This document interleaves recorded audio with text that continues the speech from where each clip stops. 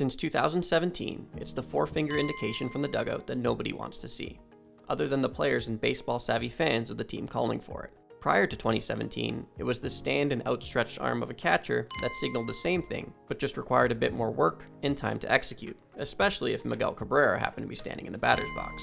Of course, what I'm referring to is the intentional walk, which the official MLB glossary defines as when the defending team elects to walk a batter on purpose, putting him on first base instead of letting him try to hit. While the intentional walk has been around since 1870, according to Baseball Reference, it wasn't formally tracked until 1955.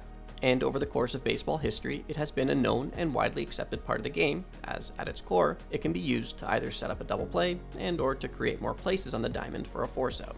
So why am I making a video about such a seemingly mundane occurrence? Because in the 2025 MLB postseason alone, it happened a whopping 39 times, and people noticed. Those 39 times is the most in a single postseason since 2011, when 37 players were intentionally walked, and the second most since the turn of the century, thanks to the 40 times it occurred in 2003. But what made these 39 free passes even more noticeable than the high cumulative total was the fact that it happened to the current god of baseball, Shohei Ohtani, 9 times. And even more specifically, 4 times in a single World Series game, as was shown at the start of this video. To top it off, even though in each of those occurrences, more places for a force out were created as a byproduct of the intentional pass, that largely wasn't the reason it was issued.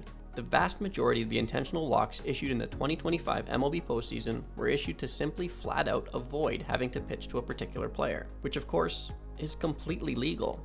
But for the casual baseball fan, and the 2025 World Series definitely drew in the attention of more of them than usual, with the largest audience since 1992, and a 19% increase over last year's Fall Classic, it pissed them off, since they simply wanted to see the best players hit as often as possible. Hence the uproar on social media and even across multiple media platforms clamoring that intentional walks needed to be reconsidered by the MLB. So let's take a deeper dive into the intentional walk. We'll explore a bit more of the recent history of its use in the sport, whether or not it even proved to be strategically effective in 2025, what teams can do to counteract its existence, and ultimately try to identify whether it is in fact ruining baseball. As I mentioned earlier, the intentional walk is certainly not new to baseball. And as with so many metrics in this world, identifying whether or not it is trending in a less desirable direction, which we will say is going up in the case of intentional walks, depends on how broad you choose to look and pull data from. If we were to, for example, limit our scope to the 3 most recent MLB seasons, we'd be able to create a scary looking bar graph like this. It shows that since the 2023 campaign, we've seen a steady rise in the total number of free passes issued per season. If we add on the postseason totals, it looks even more daunting. But if we were to instead scale back to just the 2015 season, still only such a small fraction of MLB history, we'd see that where we currently stand isn't really that bad. To cherry pick a bit and put things even more into perspective, let's compare 2025 to the years 2002 through 2004, a time frame where a certain player, that the league loves to now treat as the MLB's Voldemort, was just coming off of a campaign where he hit 73 home runs. Suddenly 2025 ain't looking so bad. How about at the individual level? Maybe the league-wide totals aren't as scary as we thought, but were we collectively deprived of too many precious Ohtani at-bats?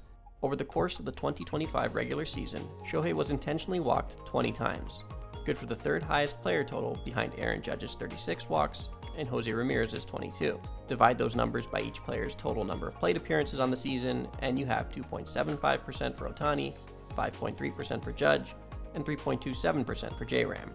So fans who paid to see one of those 3 stars be given the opportunity to swing the bat got as they wished 97.25, 94.7, and 96.73% of the time.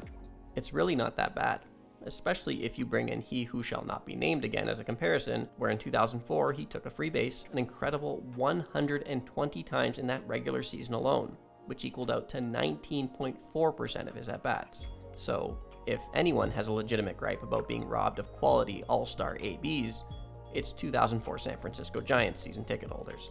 I know, some of you might still be saying, but what about the playoffs? Yes, Shohei Ohtani's 4 walks in World Series Game 3 is the most walks ever given intentionally to a player in a single postseason game. But there are a couple important things to note about Ohtani's walk-filled night. Number 1, the game went 18 innings. And number 2, Shohei was 4 for 4 with 2 home runs and 2 doubles prior to taking his first free pass. So, if there was ever a time screaming for an intentional walk postseason record to be set, this was it, and the Toronto Blue Jays simply obliged. So did it suck that Shohei had the bat taken out of his hands 4 times that night, and 9 times in total over the course of the 2025 postseason? Yes. But without that one record-setting night factored in, he was pretty much treated with the same kid gloves that his World Series counterpart, Vladimir Guerrero Jr. was, as he too found himself intentionally walked an impressive 6 times this postseason. And neither one of them compares to what Barry Bonds went through. Oh crap, I said his name. What happens now? Now that we know that the MLB intentional walk situation isn't as bad as World Series Game 3 made it seem, let's see if it even turned out to be strategically valuable in 2025. Warning, this will involve me further cherry-picking certain stats, but let's start by looking at the 4 players who found themselves getting a free pass the most over the course of the regular season. Why just them? A, because even finding and running those numbers took me long enough. And B, I don't think anyone cares about Randall Grichuk getting intentionally walked to set up a double play on April 13th. So let's focus on the guys it impacted the most. As mentioned before, sitting at number 1 with 36 intentional walks was Aaron Judge, who absolutely raked yet again this year with 53 home runs, 114 RBIs, and a career-best .331 average. Gee, I wonder why they walked him so much. Over those 36 at-bats, Cody Bellinger was the Yankee who hit behind him the most often, followed by Jazz Chisholm, Ben Rice, and then alone time Giancarlo Stanton.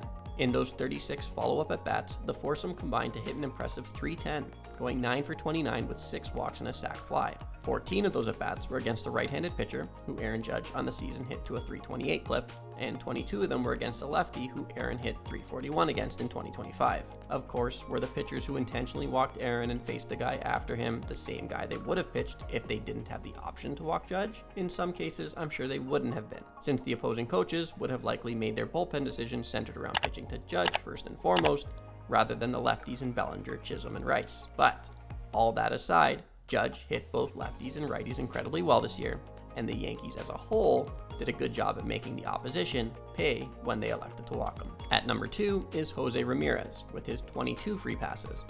In those plate appearances, J-Ram was immediately followed most often by lefty Kyle Manzardo, followed by the switch-hitting Carlos Santana, and a few times by righty David Fry.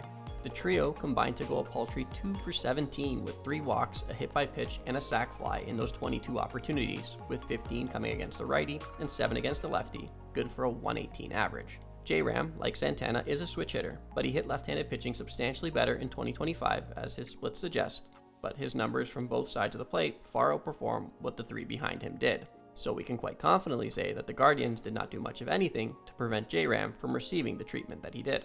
At number 3 and 4 are Shohei Ohtani and Cal Raleigh, intentionally walked 20 and 17 times respectively. Shohei was followed by Mookie Betts 17 of the 20 times he was given a free pass, with Teoscar Hernandez, Tommy Edman, and Esteury Ruiz each getting one of the other 3 instances.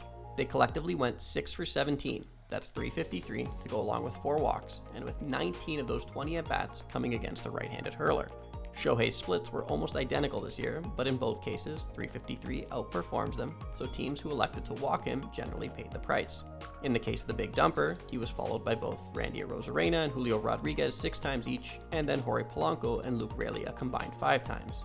Those Mariners managed to go 3 for 15, that's a 200 average with 1 walk and a sac fly. 16 of those at-bats came against right-handed pitching, which Cal's splits definitely did not favor in 2025, but still outperformed what those immediately behind him were able to accomplish. In the playoffs, Shohei, who hit 265, led the way with 9 free passes, and had Mookie Betts and Will Smith combined to hit 500 behind him with 3 walks. Vladimir Guerrero Jr., who hit 397 when pitched to, was sent to first 6 times, and had Alejandro Kirk, Bo Bichette, and Miles Straw combined to go 2 for 5 with a walk behind him. And Cal Raleigh, who hit 304, was intentionally walked 3 times, with J-Rod and Josh Naylor going 0 for 2 with a walk. I know I just threw a lot of numbers at you, and even these are just a small sample of the overall stat. But in a world where offensive output is favored, it seems as though the intentional walk isn't taking away as much as we may think it is. It's just changing who plays a key role in generating it, emphasizing the importance for teams to better support their best offensive player to minimize the chances he is worked around, and to maximize the chances of making the opposition pay if they still do, just as the Dodgers and Yankees did in the regular season, and as the Dodgers and Blue Jays did in the postseason, which of course is easier for the bigger market teams like the Dodgers, Yankees, and Blue Jays to do, but that's a whole other MLB issue. So is the intentional walk ruining baseball? I personally don't think so, and I truly believe that Ohtani's 4 walks in Game 3 is the only reason we're even talking about it again.